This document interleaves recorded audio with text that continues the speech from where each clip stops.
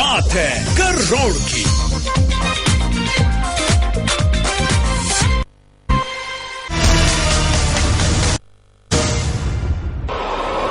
बाप एक ऐसी माल बरदार गाड़ी है जो औलाद के ख्वाबों को ताबीर की मंजिल तक ले जाती है।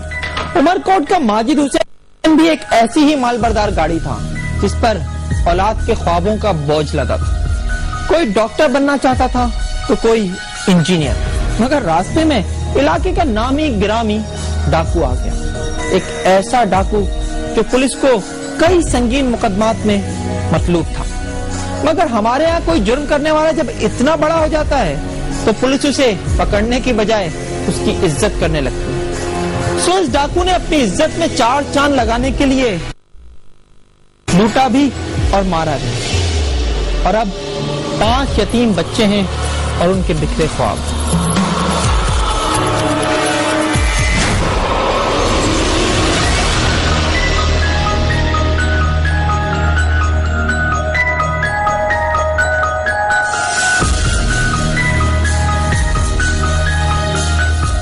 अगर ऐसे ही कत्ल होते रहे और मेरे पापा की तरह ऐसे ही सरेआम आदमी मेरे पापा को ऐसे मारते रहे तो कोई भी दुनिया में, इस शहर में या इस पूरी सिंध में कोई भी डॉक्टर या इंजीनियर नहीं बन पाएगा।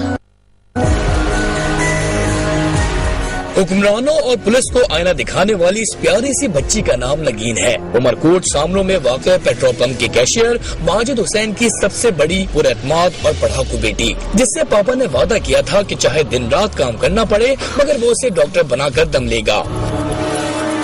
लेकिन अफसोस कोई मुकद्दस वादा पूरा न हो सका। और एक माह कबल जब माजिद हुसैन हस्बे मामूल अपनी ड्यूटी अंजाम दे रहा था, इलाके का इंतहाई गैर शरीफ शख्स शरीफ खासखेली अपने मुसल्लह साथियों के हमरा पेट्रोल पंप लूटने आ पहुंचा।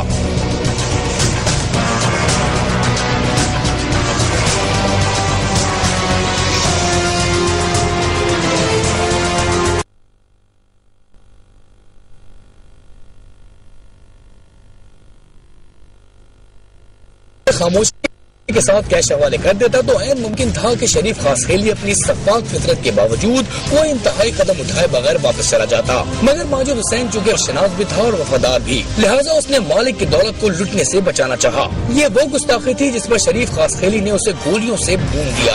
इस जुल्म के बाइस एक खानदान का वाहिद कफील और 5 बच्चों का मुस्तकबिल खाक में मिल गया। माजिद हुसैन की बड़ी बेटी नगीन डॉक्टर बनने के ख्वाब से दस्तबरदार हो चुकी है।